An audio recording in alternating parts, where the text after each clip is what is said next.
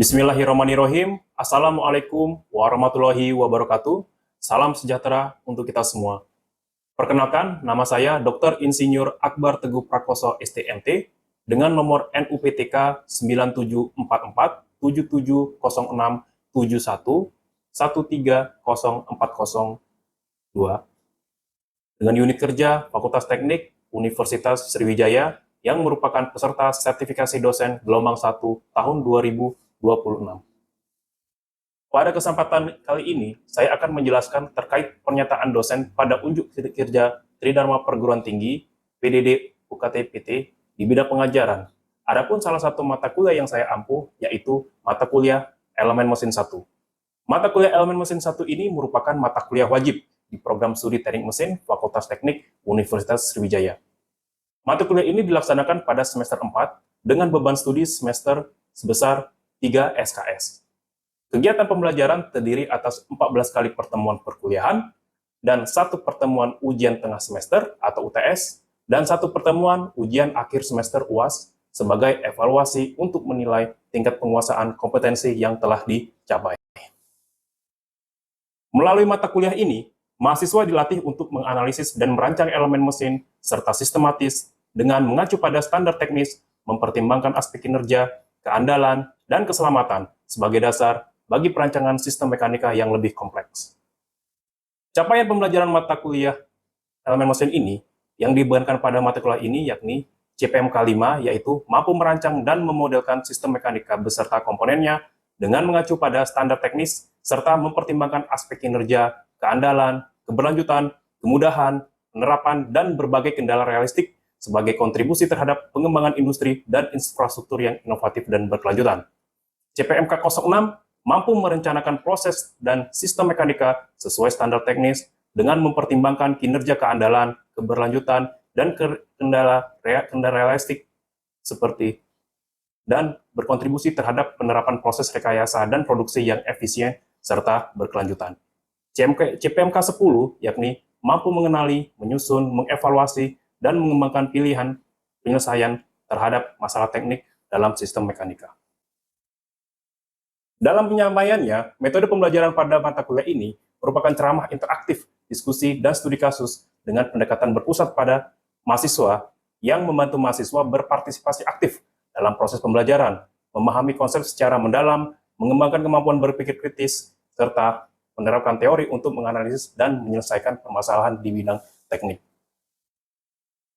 Dalam sistem pembelajaran ini, saya menerapkan delivery, interaction, dan assessment, atau disingkat DIA, di mana saya menyiapkan dan menjelaskan materi pembelajaran secara baik dengan memanfaatkan berbagai fasilitas dan teknologi, seperti PowerPoint yang berisi gambar, ada video, contoh studi kasus, simulasi, dan media pembelajaran lainnya untuk mempermudah mahasiswa memahami materi yang diterapkan.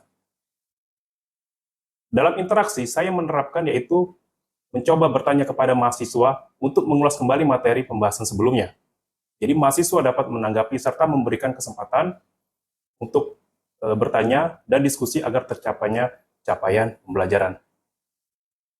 Asesmen yang saya terapkan yaitu memberikan pretest sebelum penyampaian materi perkuliahan, post-test setelah penyampaian materi perkuliahan, serta tugas struktur yang diberikan di akhir perkuliahan guna mengukur kemampuan mahasiswa dalam menerima materi pembelajaran secara objektif. Pada mata kuliah ini, diampu oleh 4 orang dosen, yakni Prof. Insinyur Hasan Basri, PhD, dengan bidang keahlian konversi energi, serta konstruksi mesin, Insinyur Amrillah Nugriasa, STMSI MT, dengan bidang keahlian produksi, Insinyur Risi Utama Putra STMT, dengan bidang keahlian konstruksi mesin, dan saya sendiri, Dr. Insinyur Akbar Teguh Prakoso STMT, dengan bidang keahlian konstruksi mesin. Pada mata kuliah elemen mesin, terdapat 16 topik, yaitu topik 1, konsep dasar perancangan elemen mesin, kedua, proses perancangan elemen mesin, ketiga, desain berbasis constraint atau DFX, keempat, pembebanan statik, kelima, analisis tegangan statik, keenam, faktor keamanan atau safety factor, yang ketujuh adalah teori gagalan, kedelapan adalah poros, terkait dengan fungsi, poros, jenis poros, dan aplikasi poros, topik 9 yaitu poros dan komponennya, yaitu terbagi adalah asak, spline, tegangan, geser, dan bearing. Kemudian sambungan baut, kemudian sambungan paku keling, sambungan las, kopling, dan terakhir adalah studi kasus elemen mesin. pada referensi elemen mesin ini, yakni memberikan 4 referensi. Yang pertama adalah buku Sigley dengan judul Mechanical Engineering Design, karya Budinas, kemudian Machine Design, karya R.S. Kurmigupta, kemudian Machine Element in Mechanical Design, karya Robert Elmott, dan Product Design and Development, karya Carl Ulrich. Pembuatan pada mata kuliah elemen mesin, yakni partisipatif, yakni 5%, kuis 15%, tugas 20%, ujian tengah semester 25%, dan ujian akhir semester 35%. Demikian paparan 3 aspek yang saya terapkan dalam proses pembelajaran yang saya lakukan, yang terdiri dari delivery, interaction, and assessment. Selanjutnya, saya akan menyampaikan proses pembelajaran yang saya lakukan di kelas secara luring, yaitu mata kuliah elemen mesin ini, yang baru saya ajarkan pada semester ini. Selamat menyaksikan. Assalamualaikum warahmatullahi wabarakatuh. Waalaikumsalam.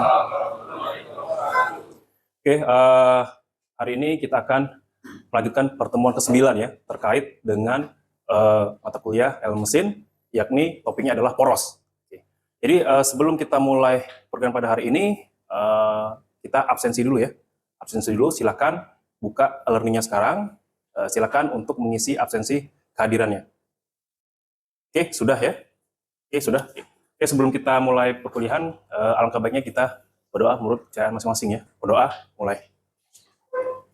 Oke, selesai. Baik, kita sudah ini masuk ke topik ini poros atau shaft. Kalau kalian tahu, ini poros ini merupakan jenis komponen elemen mesin jenis apa? Ayo. Ya, silakan. Kalau itu poros itu merupakan elemen dari transmisi. Oke, betul. Bagus sekali ya, penanda ya. Nah, jadi benar ya, poros atau shaft ini merupakan bagian komponen elemen mesin bagian transmisi. Jadi kalau kita ketahui, kalau jenis elemen mesin itu ada 3 ya. Apa? Ayo. Jenis-jenis elemen mesin, komponen elemen mesin. Jenisnya. Ada yang tahu? Ada elemen apa? Terus? Oke, elemen sambungan, transmisi, dan penyangga ya. Oke, kalau misalkan elemen sambungan itu kan contoh keling, lasan gitu kan. Kalau elemen mesin transmisi, poros, kemudian apa? Kopling, terus roda gigi, apa lagi? Rem, terus apa lagi? Puli ya, seperti itu. Oke. Nah, sekarang apa itu poros? Apa itu shaft? Ayo, ada yang tahu? Silakan Rizky. Poros itu adalah elemen mesin yang terbuka atau meneruskan daya ataupun mengatasi. Oke. Kalau shaft itu adalah elemen yang menumpu, tidak meneruskan daya, walaupun di atas itu ada komponen yang berputar. Oke, betul sekali ya. Jadi fungsi poros itu adalah pertama adalah meneruskan torsi atau daya seperti itu. Jadi sama-sama dia sebuah silinder panjang kedua, tapi fungsinya itu berbeda antara poros dengan as seperti itu. Kalau poros itu untuk meneruskan daya atau torsi, walaupun dia masih memang harus berputar seperti itu. Contohnya di mana? Di transmisi, di gearbox seperti itu. Kemudian di turbin. Kalau misalkan as, nah itu fungsinya hanya menumpu bebannya seperti itu. Contoh apa? As pada truk, as pada roda kereta api seperti itu. Nah, jadi kalau kita lihat perbedaan fungsinya itu dari aspek fungsi saja sudah berbeda antara duanya. Kalau poros itu meneruskan beban berupa daya atau momen puntir, kalau as itu hanya menompang komponen-komponen yang berputar seperti itu. Jadi kalau dalam sebuah truk itu komponen yang berputar itu komponen-komponen yang di atas adalah apa? Ada engine-nya, ada misalkan strukturnya, ada beban yang dibawanya, entah itu beban berupa tanah liat atau pasir dan lain-lain seperti itu. Kalau poros itu ini meneruskan torsi. Kalau as itu tidak, atau axle seperti itu. Kemudian walaupun dia berputar ya, walaupun dia berputar as itu, dia sebenarnya kondisi statis seperti itu. Diam. Nah, kondisi komponen ya, biasanya ikut berputar kalau poros, kalau as itu umumnya diam meskipun dia juga berputar seperti itu. Nah, kalau misalkan poros itu beban dominannya adalah torsi, kemudian lentur, ada geser, satu lagi apa? Aksial ya, seperti itu. Kemudian kalau as itu hanya apa? Momen, hanya beban lentur seperti itu. Oke. Next lagi. Nah, kalau kita lihat ada banyak jenis metode untuk memasang sebuah elemen ya, elemen dalam poros seperti itu kalau kita lihat. Oke, kalau kita lihat di sini ada bearing ya. bearing itu diletakkan pada sebuah poros. Nah, contoh. Kalau proses pemasangan bearing itu dia ada dua, ada tiga, ada slip fit, press fit, dengan satu lagi apa? String fit ya, seperti itu. Ingat, string fit. Oke, jadi contohnya adalah ini ya, bearing ini dengan poros ini ya. Jadi ketika proses pemasangan bearing pada poros itu harus press fit ya, dia nggak boleh longgar seperti itu, nggak boleh longgar bearing itu. Jadi diameter poros itu apa? Harus lebih kecil daripada lubang bearing atau sama atau lebih besar. Jadi diameter poros harus lebih besar ya daripada lubang bearing seperti itu. Kalau kita lihat di sini untuk diameter porosnya itu ada berapa? 25,025 mili ya. Kalau misalkan yang diameter lubangnya itu berapa tuh? 25 mili seperti itu. Artinya lebih besar. Bagaimana cara proses pemasangannya? Paksakan ya, bisa dipaksa, ada di palu, kemudian harus didinginkan ya. Supaya apa didinginkan porosnya? Dimensinya mengecil, menyusut ya, seperti itu, menyusut, kemudian baru dipasang seperti itu. Kalau misalkan porosnya besar, harus apa? Biasanya menggunakan cairan nitrogen seperti itu. Kemudian yang ketiga, ini metode dalam pemasangan elemen ke dalam sebuah poros itu ada menggunakan key dan set seperti itu. Key set. Kita lihat sebuah roda gigi. Nah, jadi di dalam poros ini kita ditambahkan namanya apa? Shaft key seperti itu. Pasak ya seperti itu. Kemudian di dalamnya itu ada hubnya di sini. Di sini hub kita pasangkan juga seperti ini, bornya ya, keyway-nya ya, keyway. Kemudian tak lupa ketika shaft itu masuk ke dalam hub ini, kita kunci pakai shaft key seperti itu. Yang keempat ada juga dia menggunakan apa? Kalau bearingnya ada snap ring ya, snap ring. Nah contoh seperti ini. Jadi kalau snap ring ini nanti dipasang di bagian poros ya, seperti itu, poros supaya apa? Mengunci agar sprocket ini tidak keluar seperti itu. Terdapat masalah sebenarnya pada desain poros ini. Pertama apa? Kita harus membuat poros ini bukan hanya bersilinder saja. Dia bentuk porosnya adalah silinder yang berundak atau bertingkat. Seperti itu. Kemudian yang kedua adalah proses pemasangannya yang menjadi masalah nanti. Kemudian poros ini harus bisa menahan tegangan maupun defleksi dari beban eksternal yang seperti itu. Oke. Nah, beberapa faktor yang dipertimbangkan dalam mendesain poros adalah pertama adalah tadi kita tahu pemilihan material, kemudian apa? Tata letak, kemudian kekuatan, defleksi kekakuan, dan satu lagi apa? Kegetaran dan frekuensi pribadi. Oke. Pertama kita dari material poros, pertimbangan desain. Nah, ada kekuatan dan kekakuan, strength versus stiffness. Ada yang tahu apa bedanya kekuatan dan kekakuan? Ya, silakan Rizky. Kekuatan itu adalah kemampuan bahan untuk menahan beban maksimal sebelum patah atau rusak permanen. Oke. Sedangkan kekakuan itu adalah kemampuan bahan menahan perubahan bentuk atau mengepung saat ditarik atau ditekan. Oke ya, betul ya Rizky ya. Jadi kalau misalkan kita kekuatan itu didapatkan dari apa? Hah? Kekuatan kekakuan itu didapatkan dari material itu dari apa? Pengujian tarik, kemudian ada lagi pengujian bending, tekan, seperti itu kan. Nah, itu kita mendapatkan kekuatan dan kekakuan. Itu didefinisikan sebagai apa? Dikelompokkan sebagai apa? Material properties. Jadi kalau kita bisa lihat, kalau misalkan sifat material itu kan kalau pengujian tarik itu ya, itu ada apa namanya? Tegangan itu di horizontal atau vertikal? Horizontal ya?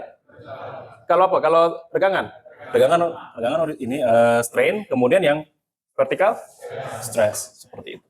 Oke. Nah, ada yang bisa jelasin? Kurva tegangan dan tegangan. Oke, silakan maju.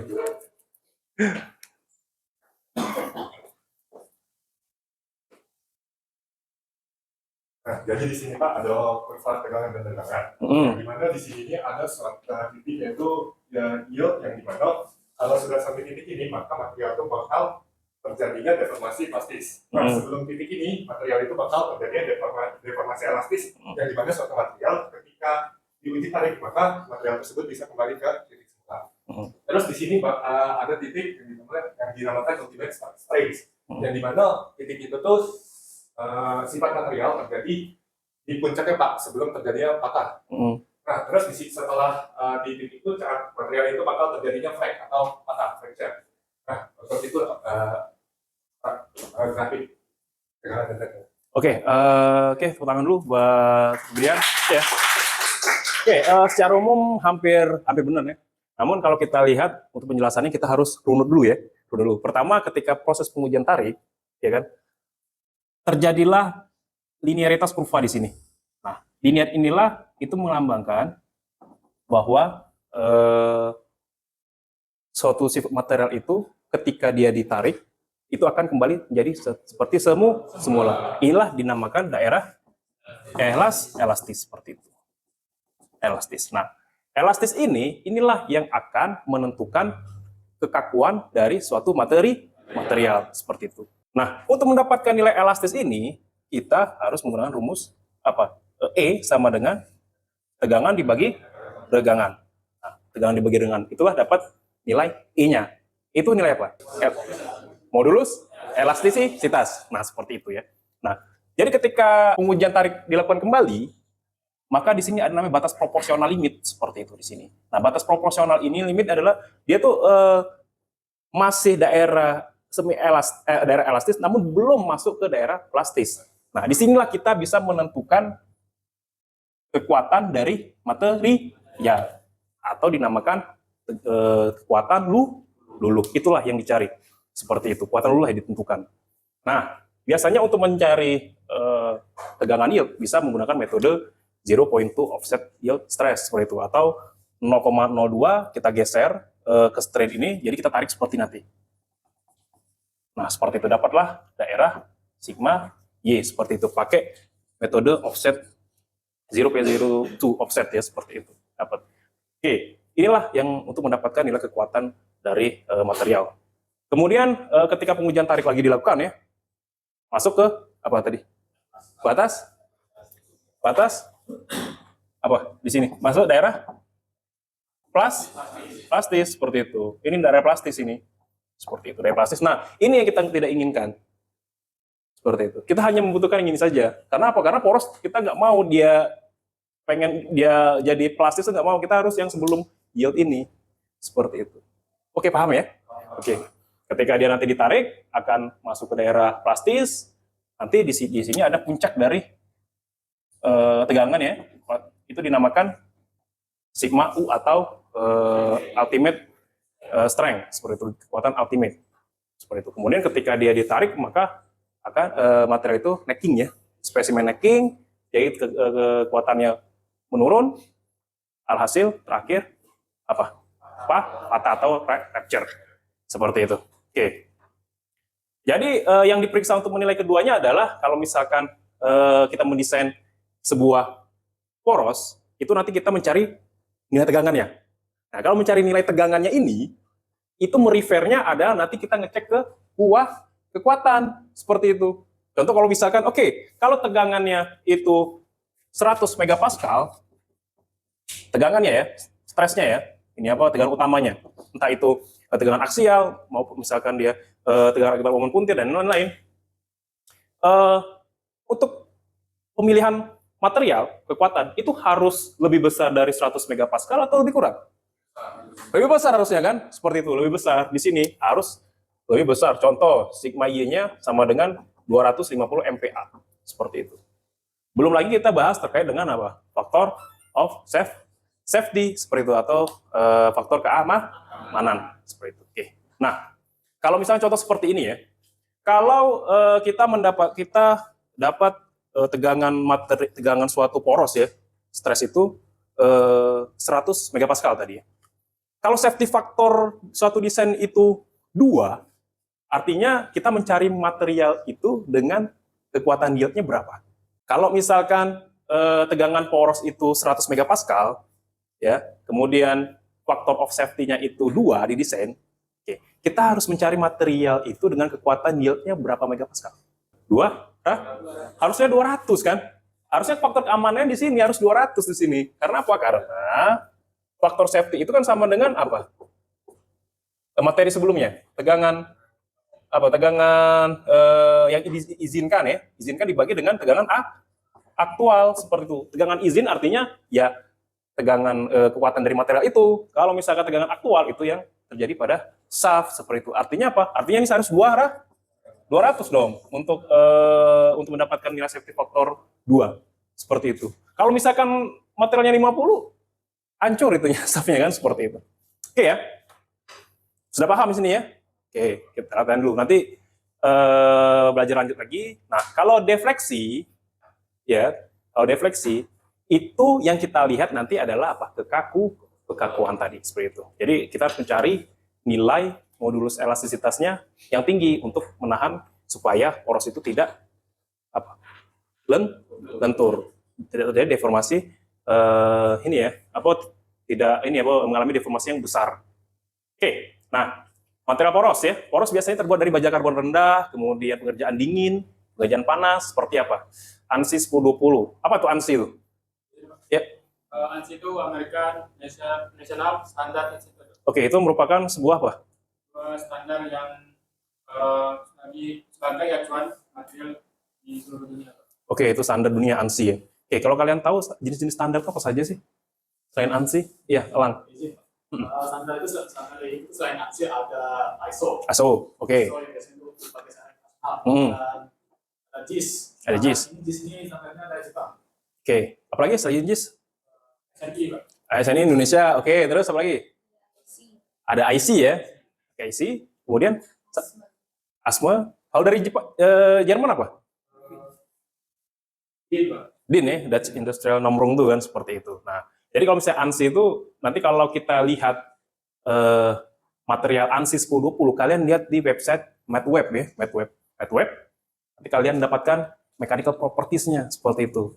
Yakni apa? Modulus elastisitas, kemudian tegangan kekuatan luluh, yield strength-nya, kemudian dapat position ratio, kemudian apa lagi? Sampai dia thermal property-nya ya, dalam artian konduktivitas termal dan lain-lain seperti itu. Oke. Kemudian kandungan paduan yang tinggi dan perlakuan panas tidak banyak mempengaruhi kekuatan lelah ya seperti itu. Jadi kandungan dari material dengan paduan tinggi kemudian perlakuan panas itu sebenarnya itu tidak mempengaruhi dari kekuatan lelahnya. Nah, kemudian pengerasan permukaan ya, surface hardening itu biasanya digunakan poros pada sebagai permukaan bantalan. Jadi ketika poros itu kemudian dimasukkan bantalan ya. Sebenarnya permukaan poros itu ini ya, itu kan di surface hardening tuh. Surface hardening dilakukan pengerasan supaya ketika misalkan dimasukkan dalam poros nanti di permukaan shaft itu atau poros itu tidak cacat kemudian seperti itu. Tidak ada surface fracture dan lain-lain. Kemudian baja paduan tipikal yang digunakan adalah sebuah ANSI 1020, 4320, 4820 dan 8620. Kalian ingat. Kemudian kalau misalkan pengerjaan cold round itu biasanya diameternya kecil, D-nya tuh lebih kurang dari 3 inci. Kalau misalnya hot roll untuk diameter besar perlu dibubut lagi seperti itu. Pengerjaan panas tuh perlu dibubut. Nah, kalau material poros, kalau poros itu diproduksi sedikit ya, itu cukup menggunakan mesin bubut saja seperti itu. Nah, kalau misalkan jumlahnya banyak, itu ada metode lain. Ada salah satunya adalah forming seperti itu. Ada juga pengecoran, casting. Oke, kita lihat. Kalau kita lihat perakitan dan pembongkaran ya, pertimbangan yang harus diberikan pada metode perakitan komponen poros ya, dan perakitan poros kerangka. Ada A, B, dan C. Kalian pilih yang mana? B. Kenapa B? Untuk diameter terbesar itu kan, Pak. Diameter yang besar. Oke, harus menggunakan diameter terbesar di tengah poros, kemudian apa? Diameter yang semakin kecil ke arah ujung. Jadi kalau misalkan kita ambil yang tengah, artinya apa? Artinya dengan kita mengambil diameter tengah yang terbesar, kita dengan mudah untuk melepaskan ini ya komponen-komponen maupun komponen-komponen di kedua ujungnya seperti itu. Jadi memudahkan untuk komponen untuk meluncur setiap ujungnya seperti itu. Makanya kita pertimbangan poros yang berundak seperti ini. Oke. Jadi kita masuk ke beban statik. Artinya kalau misalkan jenis pembebanan pada poros itu ada namanya beban statik maupun beban dinamik. Kalau misalkan beban statik itu dia tuh ada beban radial tuh dari atas ya, dari atas seperti ini, dari radial ya. Aksial tuh dari sini, ya. Kalau tangan sial tuh biasanya dari akibat kontak dari roda gigi. Jadi kalau misalnya ada roda gigi dua, maka kalau kontak antara roda gigi itu akan menghasilkan namanya gaya aksial seperti itu. Kalau beban dinamik apabila sebuah poros itu mengalami beban yang berulang. Ada full reverse, ada repeat, dan fluktuasi. Nah, ini tegangan pada poros ya. Tegangan pada poros ada tegangan normal, tegangan geser, seperti itu. Tegangan normal itu bisa akibat dengan gaya aksial ya. Tegangan normal itu bisa akibat momen lentur, dan tegangan geser itu akibat torsi. Oke, kalau untuk beban bendingnya, kita bisa menggunakan energi distorsi, kemudian energi tegangan geser maksimum, kemudian apalagi pakai kriteria tegangan geser maksimum ya, seperti itu. Kita lihat rumusnya berbeda. Nah, jadi untuk assessment untuk hari ini ya, jadi kalian silakan untuk selesaikan tugas ini. Jadi ada sebuah poros ya untuk menumpu roda gigi A ya, seperti itu. Gaya kontaknya 11 kN. Nah, asumsikan bantalannya itu berapa? 0 OC gitu kan. Ini bantalannya yang O dan C seperti itu. Nah, gambarkan diagram torsi, kemudian tentukan juga jenis keamanannya. Oke, itu saja pertemuan kita hari ini. Ada pertanyaan? Oke, silakan. Izin saya Pak, kan pada di slide sebelumnya itu ada motor atau sisa itu kurang stabil, itu biasanya kita lihat dari mana Pak? Oke, di bagian ini ya, di bagian ini ya. Ya kan, kalau misalkan kita melihat si bearingnya itu rusak di dalam, itu kan kita bisa lihat kan melalui alat kan. Kalau misalkan kita tahu si shaftnya itu tidak Alignment. itu kita lihat dari mana Pak? Oke, ketika shaft itu tidak alignment, ya, itu tidak align itu akan mengakibatkan terganggunya elemen-elemen mesin yang sekitarnya seperti itu. Ketika dia tidak align, dia akan mengganggu dari kinerja pompa seperti itu. Dia akan mengganggu kinerja dari motor seperti itu. Oke, pompa sebelumnya dia tidak berbunyi, dengan anomali porosnya itu tidak alignment, dia akan berbunyi seperti itu. Dengungnya, keberisikannya. Dites desibel ini apa dari suara pompa itu seperti itu. Kalau tidak sesuai dengan standar, ini ada masalah. Kita lihat apakah masalah itu ada di pompanya, apakah masalah ada di shaftnya. Harus runut seperti itu. Biar investigasinya. Begitu juga kalau misalnya ada suara di motor, kita lihat dulu apakah masalah di motor, apakah masalah di shaftnya. Seperti itu. Oke, kan ya? Oke, itu saja pertemuan kita hari ini. Silakan isi evaluasi pembelajaran ya untuk pertemuan ke-9. Kalian tinggal scan barcode saja.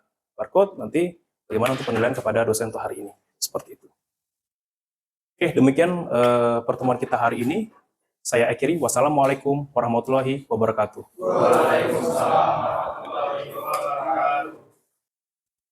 Demikian video pembelajaran PDD UKT-PT saya. Semoga dapat menjadi pertimbangan baik dalam proses sertifikasi dosen tahun 2026. Saya Akbar Teguh Prakoso undur diri. Wassalamualaikum warahmatullahi wabarakatuh.